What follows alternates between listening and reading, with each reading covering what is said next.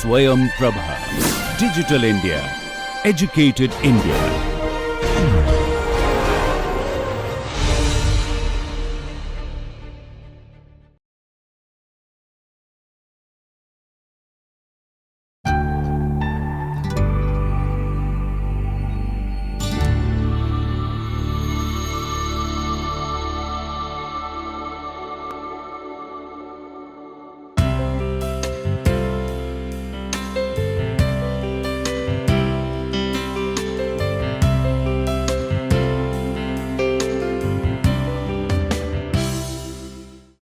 Good morning and welcome back to the lecture series on partition of India in print media and cinema. Today we are talking about the diaspora's experience vis-a-vis the partition of the Indian subcontinent, how the diaspora, how the immediate cosmos of the diaspora speaks to the Indian reality, and how the socio-historical, socio-political changes, the new policies that shape Indian politics, how they transform the diaspora. So, we see that the happenings in the subcontinent have an influence on the diaspora and its immediate cosmos is influential, is important, and play a significant role in shaping the aspirations and desires of the native Indians. So, although the diaspora is geographically away from India or South Asia, their experiences bear on the policies, on the lifestyle of the native Indians, the Indian citizens. So, when we talk of diaspora, there is a kind of synonymity that is associated between diaspora and victimhood. So, when we talk of victim diasporas, we are automatically reminded of the Jews that have been persecuted across Europe through centuries. We are reminded of Africans that are scattered as a result of slavery all over Americas and the Caribbean, and then we are in the recent past, we also see the Armenians and the Palestinians that are displaced because of genocide and deprived of their homelands. So, diaspora is inevitably associated with sense of being uprooted from one's homeland forcefully. So, there have been a number of alternative labels associated with the diasporas, such as transmigrants, immigrants, expatriates are a few of these terms that are synonymous. So, transmigrants, immigrants and expatriates are some of the terms that are seen as exchangeable with the term diaspora, although all these terms have their own baggage, have their own history, and they describe in fact very different forms of population movements.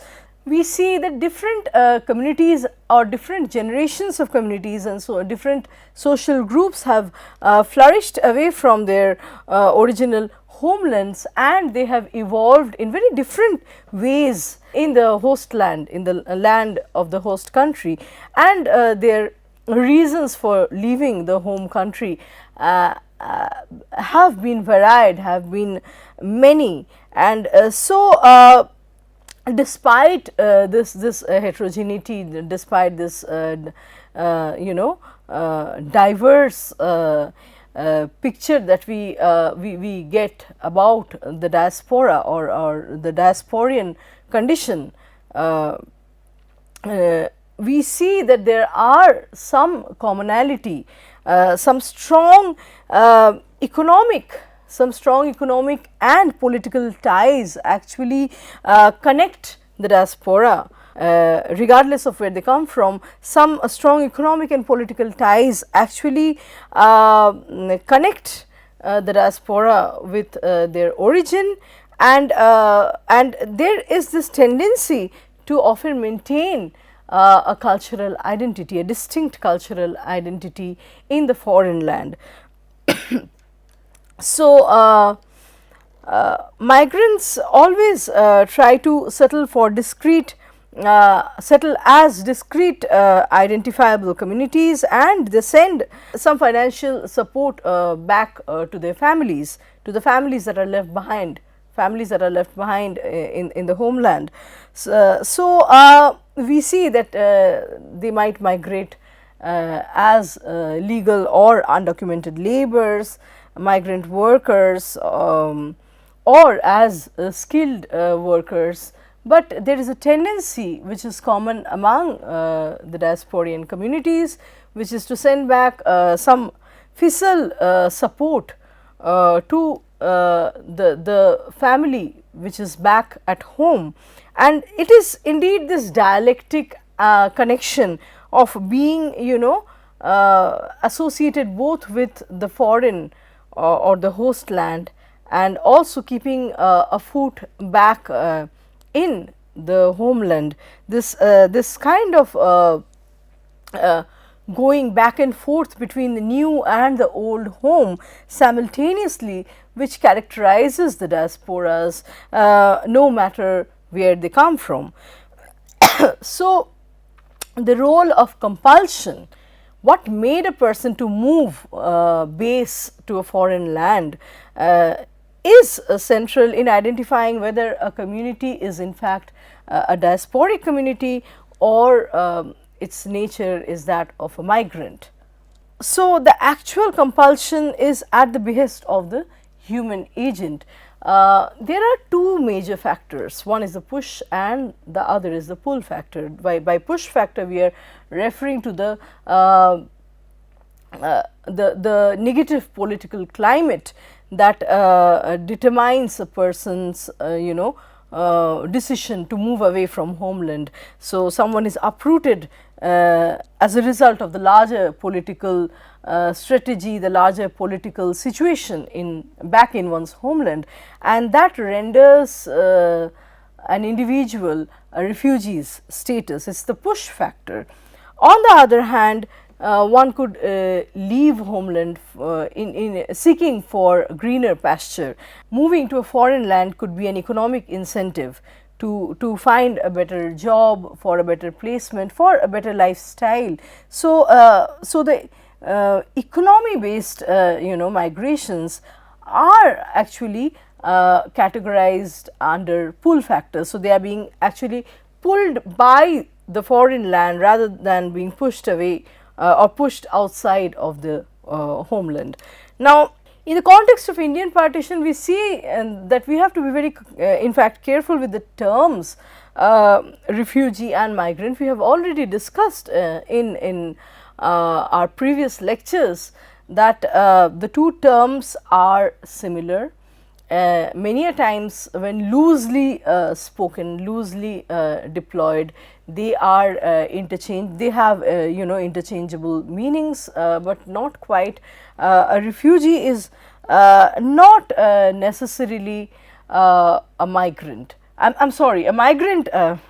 So, a migrant is not necessarily a refugee, but a refugee is commonly a migrant. So, there are some overlaps and yet some differences too, and so by 1970s it had been the Indian policy to replace the terms refugee and displaced with the official word migrant. We see that the exile that the refugee communities experience is from their homes, as well as in terms of the lives that they are forced to reconstruct, the lives that they kind of set up in a new land. So, the original home is kind of emulated in the concept of building the new home. The original home is kept in one's mind while building the new home, and yet paradoxically one also inhabits a nowhere position, a position in between, which is I mean, the home cannot be really realized,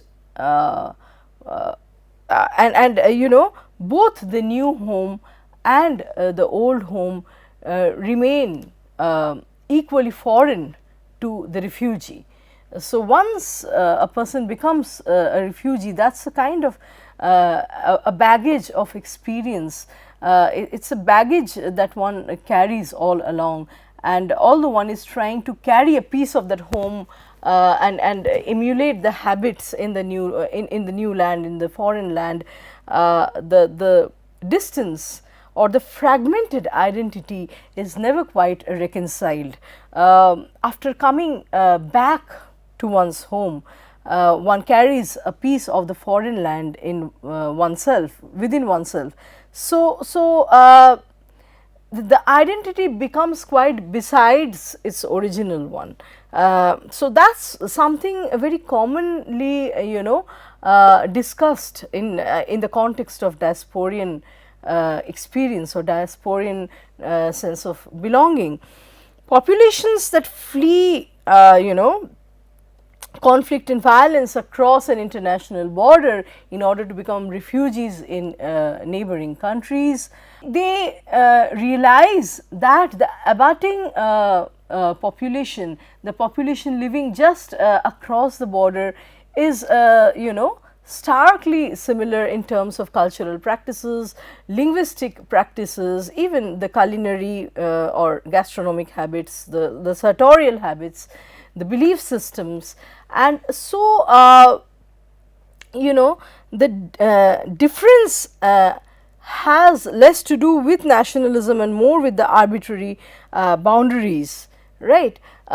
This is I mean, we could think of the Punjabi culture on both sides of the border, the border abutting Pakistan today, or the Bengali culture on both sides of the border that is abutting Bangladesh. Similarly, the Tamil and Ceylonese culture, the Sri Lankan people's culture and the Tamil people's culture, they are very similar, and that is essentially the reason why this similarity actually in a way engenders some kind of competition, some desire to maintain uniqueness, and some kind of you know peculiar clash between the two populace, and this clash is being kind of spurred, it is being originated by the arbitrary borderline. The two people that are apparently very similar, but that also have to maintain some kind of foreignness in order to assert their unique, their separate existence. So, that is where the competition is, or the conflict is coming from, and the conflict needs to be kind of maintained as a way of maintaining one's identity. So, a new development complexes by the government are aimed at the diasporic groups and their assumed needs and desires, which are a set of preferences very strangely removed at several levels from those of the ordinary Indian citizens in the case of India. For many Indians within India, the NRI lifestyle, the non-residential Indian lifestyle actually shapes their desire, it generates desire, it is the curiosity about what's how the Indians live abroad, their experiences kind of shape the lifestyle back among the Indian denizens. It generates a desire, it becomes an object of fetish and aspiration, something that needs to be necessarily emulated. So, it is also notable, it is also noteworthy that a section of the refugee diaspora plays an important role in sustaining and transforming the notion of the idealized homeland, and they themselves are also shaped by the events and perceptions that are taking place within their homeland. So, they influence the homeland, and they in turn, their own identities are also shaped by the happenings back in their homeland. For example, the foreign policies that their country of origin actually adopt, the new government that comes to rule, everything play an important role in shaping a generation in the diaspora, right? Everything play roles in shaping generations in the diaspora. So, we see in the case of the independence of India and partition of the subcontinent, this cataclysm, this cataclysmic event, this watershed actually affected lives of Indians living overseas, and it unsettled long held notions of what it meant to belong to India. The cultural, religious and territorial ties were being revised, were being revisited. We see a primary reason being that they do not quite they do not quite go back to the same country that they had left behind. Perhaps what the diaspora, a section of diaspora had left behind was now a part of Pakistan, West Pakistan or East Pakistan. It was no longer a part of India. So, the meanings of home also get altered in this way. Due to a new foreign policy concerns that focused on the rights of native Africans, and also a diminished political use for Indians abroad. This is in the context of Africa, the African diaspora, the diaspora in Africa. We see that the independent Indian government showed less engagement, less interest in the cause of the diaspora than its predecessor, the colonial counterpart. So, once the diaspora stops receiving much support from their homeland due to altered government policies, the Indians overseas actually shift away from their Indianness, from their Indian identity and Indian belonging. So, they shift away from their Indianness, their Indian belonging as their only source of identity, and try to redefine themselves in terms of the immediate context, the immediate cosmos that shape their existence, such as their positions as Indo-Kenyans, Indo-Mauritians and Indo-South Africans and so forth. So, at the time of partition, we see that Kenyan and South African Indian population was engaged. Already they were struggling against a common oppressive environment, a common oppressive colonial other,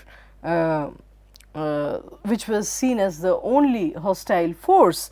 So, India actually served as a uniting force at that time, pre-independence and pre-partition, and it enabled the diaspora to define themselves primarily as Indians abroad who were against a common British other as well as against the local populations. So, we see that in Kenya, in South Africa, the Indian communities were a small ethnic group, and they were surrounded by the large native African population, and so the Indians in the diaspora hardly saw themselves as Hindus and Muslims. Communal divisions did not make any sense, they were less significant, and the question of race was on the fore. That was much more important. In South Africa as well as in Kenya, Indian populations were a small percentage of the whole, and so they needed to maintain some kind of united face against the hostile, racist, exploitative colonial regimes and other other antagonistic behavior in a foreign land, antagonistic attitudes in a foreign land. So, partition and the loss of India as a united entity actually caused the Indians abroad to reconceive their identities actually through redefining themselves against through defining themselves against each other along religious lines. So, suddenly one started identifying with their Hindu and Muslimness. For the Hindus, regardless of the location of their ancestral homes, they asserted a relationship with India, a connection with India, whereas for Muslims, there was a general tendency to distance themselves from India and refer to Pakistan as their homeland, even as their physical location of home or the physical location of the ancestral homes fell within the geopolitical space of independent Indian nation. So, these were some of the tendencies observed during that time. The division of India forced Indians overseas to reconceptualize their relationship and reshape the relationship with the ancestral homeland that was now changing, that had now already changed, fundamentally altered. The division of ancestral homelands occurred along religious lines. And so, in Mauritius, for example, the partition of India did create new divisions among Hindus and Muslims. Although there went violent communal repercussions as we saw in the subcontinent itself, the divisions were reflected, communal or religious divisions were reflected in the political realm, right. So, it caused the Hindu and Muslim diaspora, Indian Hindu and Indian Muslim diaspora in Mauritius to move away from their ethnic conceptions of identity and espouse their new identity along religious lines. They became more ardent, more staunch Hindus and Muslims than ever before. So, the independence and partition of the Indian subcontinent created a kind of pluralistic and complex situation in the diaspora with a layered and multifaceted notions, with layered and multifaceted notions of belonging and identity, which actually still continues till date. Now, we are going to quickly explore some of these works on partition, some of the works that revisit partition through a time space gap.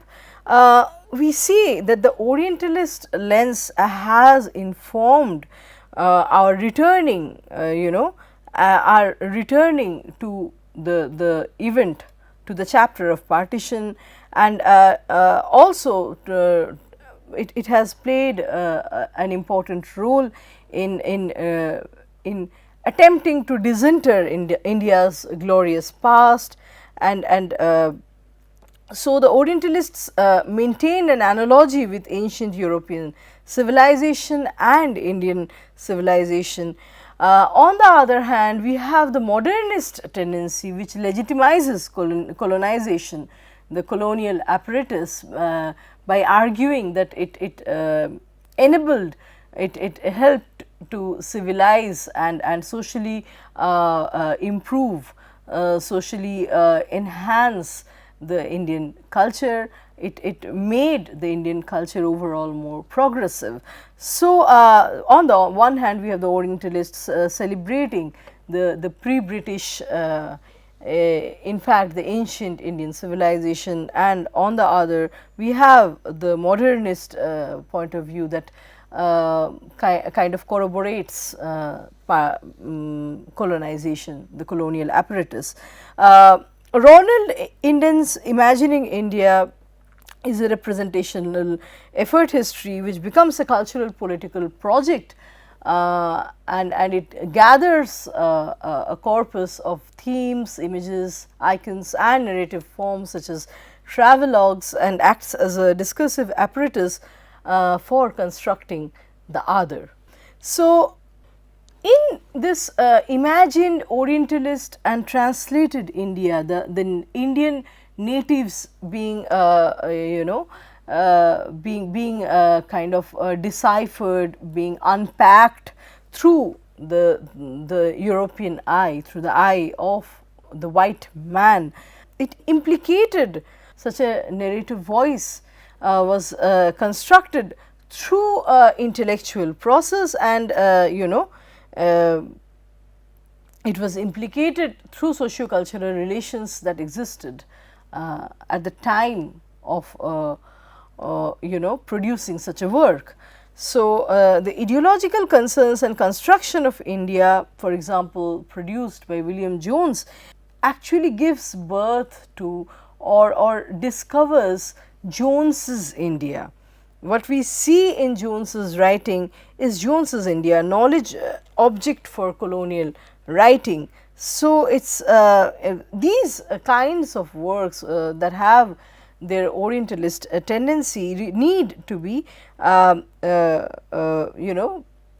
examined in terms of their method as well as the content, in order to determine, in order to basically understand the ideological status of the narrator or the writer. So, we see that after the partition, both India and Pakistan have produced an ewer of documents which all have their own biases, and yet they are all very useful in one way or the other to the historians that are trying to go back to the epicenter of the communal violence, back to the epicenter of communal violence in August 1947. So, for example, we have authors such as Muhammad Ali Chaudhry, we have authors such as Chaudhry Muhammad Ali writing in The Emergence of Pakistan about something that he asserts as the Sikh plan, the massacre of the Muslims in the eastern Punjab is something that Ali understands as a part of the Sikh, so-called Sikh plan.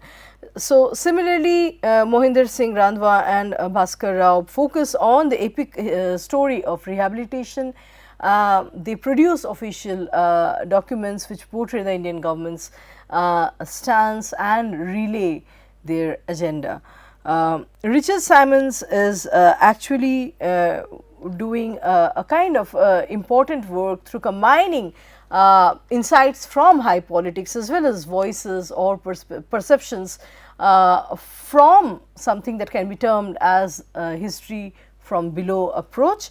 So, he is engaging, Simons had engaged in relief work in Punjab during the 1947 disturbances, and his work, The Making of Pakistan, provides a lot of his own personal, it is shaped by his personal experiences, personal accounts. For both India and Pakistan, it was important to establish an independent national identity, and so they were creating their new national history and allowing and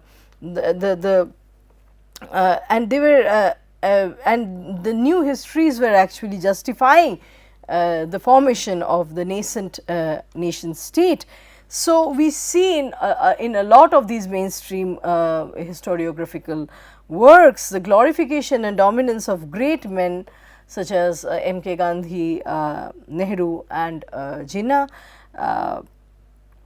And yet over the years we also see how many Indian writers and some Pakistani writers have also been critical of these founding fathers, and they have more broadly criticized the Indian independence movements and revisited its different aspects. So, the 1947 partition of the subcontinent does not feature to a great extent in the post-colonial narratives, and so we see that there is a lack of its memorialization through museums. It's remarkable that unlike Holocaust, back in India we do not have museums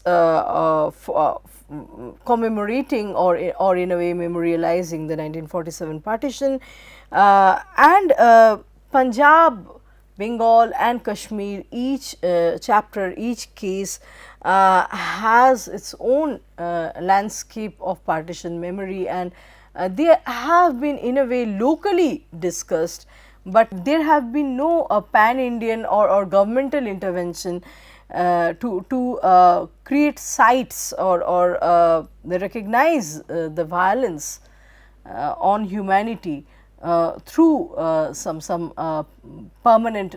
So, there has been a lack of intervention by any government after independence to kind of memorialize the human massacre, the human violence, the damage and injury caused to humanity as a result of partition through museumization of this historic event.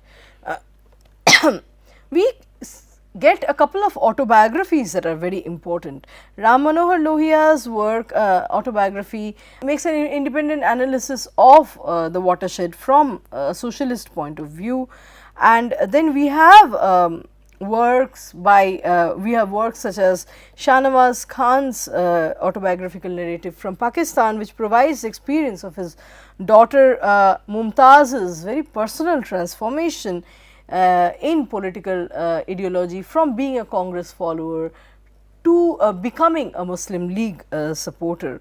And then we have Anis Kidwai's In Freedom's Shade, which recalls and recollects the mass violence, dislocation and rehabilitation efforts that took place in Noakhali, Bihar, Multan, Rawalpindi and Garmukteshwar. Similarly, Kamlaben Patel's work, torn from the roots, first in Gujarati and then translated in English, stands as a very important work. Kamlaben Patel was a social worker from Gujarat who was involved in the activities of Operation Recovery headed by Mridula Sarabhai, and they aimed at recovering and restoring abducted women to their families. So, Patel actually witnesses, she writes how the men would retort to the prospect of separation from the women that they had abducted. A lot of men would break down and burst into tears. Women would be sorely guilty on the prospect of being returned to their natal family, and they would try to explain their position. So, Patel's narrative all in all adopts a dispassionate tone while describing the different aspects, the difficulties of the recovery operation, which the author was part of an official representative, in which the author was a part of an official representative. She was representing the government of India in Pakistan. Similarly, we have Prakash Tandon's Punjabi Century, talking about a Punjabi family and how it qualifies as a memoir describing the dispersal and scattering of the Tandon family after they were forced to migrate during the partition. From there on, we see in the recent times some interesting works on partition coming up, such as Abdur Rahman Siddiqui's Smoke Without Fire, that seeks to recapture the memories of Muslim families in old Delhi during the time of partition. And Siddiqui is very candid in his in his narration. He talks about the violence in the happening in the backdrop, and against this he talks about how, as a 23-year-old journalist, he and his friends were romancing with the courtesans against the backdrop of partition and the turbulent times, the difficult times it entailed. The sixth river is full of rye ironic humor of partition, written by someone called Fikr Tonsvi, and this is the pen name of Ramlal Bhatia, who is a Hindu columnist and satirist based in Lahore. So, Tonsvi's ironic view shows how this absurdity, this absurd decision about partition actually renders a kind of speechlessness, a kind of deadlock and stop halt from which art, literature, philosophy and science, any kind of knowledge and scholarship and other emancipatory human endeavors found very difficult to re-emerge. So, Tandon and Siddiqui's narratives are nostalgic chronicles about a personal and family history. And Tonsvi in fact takes a skeptical stance with respect to nationalist illusions, and he refers to the risks that the writers faced at that time. He is probably talking about the question of censorship. So, without any self pity or nostalgia, Tonsvi acknowledges the climate of intolerance, mutual intolerance and hostility that actually marred the moment of celebration and self glorification harbingered by the moment, harbingered by the independence. So, novels on Kashmir actually feature young Kashmiri men that are frustrated by personal and political oppressions, and they focus on the damage wrought upon a generation, or in fact generations of youth whose lives are consumed by violence and bloodshed and murder. So, some of the best novels, some of the notable works in this regard are Salman Rushdie's Shalimar the Clown and Mirza Wahid's The Collaborator. So, in Collaborator we see women are minor characters and they serve as occasional reminder of the lack of any domesticity, any domestic life or domestic space in the rural sites of a war torn Kashmir. In Meena Arora Nayak's Endless Rain we see the story of a radicalized young man named Ali, who ultimately joins the Jammu Kashmir Liberation Front after losing faith in politics, and he does it as a means of securing a plebiscite. Endless Rain explores the story of Kashmir from the mid 1940s until early 1990s, highlighting the methods undertaken by Kashmiri men to gain sovereignty for Kashmir. The novel is tracing the lives of 3 generations of Kashmiri Muslim, of a Kashmiri Muslim family living in Srinagar. And so, we see in the study conducted by Ifat Malik, Malik states that only in this century have the Muslims and Hindus of Kashmir developed distinct communal identities. Originally, they were united by a common Kashmiri identity referred to as Kashmiriyat and formed a single Kashmiri community. After this, I am just going to refer to Tahnima Anam's works. Tahnima Anam, who is a trained anthropologist at Harvard, and she is originally from Bangladesh. She is writing her evers on settings, so her evers are based on events happening in Bengal, in Calcutta, and mostly in Bangladesh. So, there is a kind of curious temporal and spatial gap from the event of partition that she has to struggle with while penning her works on this topic. So, her major works, Anam's major works include A Golden Age, The Good Muslim, The Bones of Grace and The Startup Wife. A Golden Age narrates the story of a young woman from an aristocratic family in Calcutta and her tumultuous life because of the Civil War, and she's married, and you know, she's married and sent to Dhaka. So her experience after marriage, so the story actually moves between the two, back and forth between the two Bengals, the eastern side and the western side. The Good Muslim is important for its nuanced description of the challenges of the nation building process, and the realities of corruption and compromises are discussed.